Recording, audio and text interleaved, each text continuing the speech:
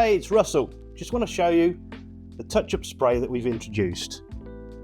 We've had the traditional brush-on coating. It's been around for years, does its job very well. But there are situations where having a spray makes it a lot easier to blend in. It's more effective. Let's look at some of the traditional places we'd usually use the touch-up coating, starting with the most obvious, the cut ends of the boards. The exposed raw material of the boards can change colour over time, and a couple of coats of touch-up create a nicer finish, especially when you can see into the end of the board. If you're going to have to touch up the surface or the side of the board, there will be a bit of prep first. New boards have got like a release agent on them that's there to stop them sticking in the mould, and this will need to be removed first. And we're going to use our prep cleaner first, the Millboard Prep Cleaner, to remove any residue, dust, grease and the release agent on the surface. Just be aware, if you don't use that prep cleaner, the touch-up spray won't bond properly to the surface, so don't miss that step out. So let's have a look how we're going to apply it to the cut ends of a board.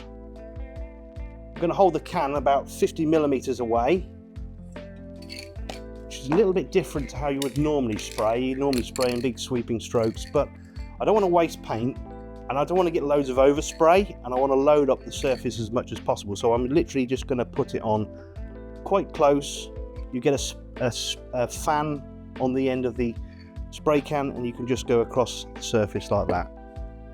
Another instance is if you're doing a mitre on the corner of a deck or a fascia board.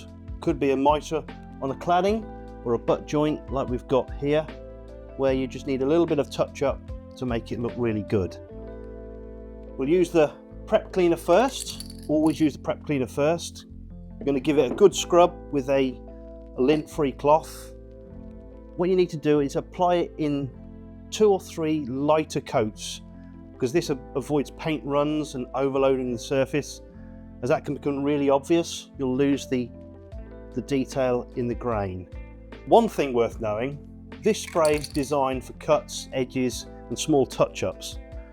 Don't try to use it across big areas of the board surface, whether that's the deck board or the cladding boards. Because of the natural colour variance in the Millboard boards, large patches won't blend in the way you want it to. It will look obvious.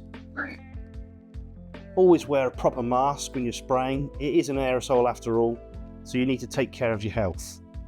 There you are, folks. Clean prep first, light coats in smooth sweeping strokes. That's all it takes to keep your finish looking sharp. We're uploading useful videos every week. Hit subscribe so you don't miss the next one. I look forward to seeing you again.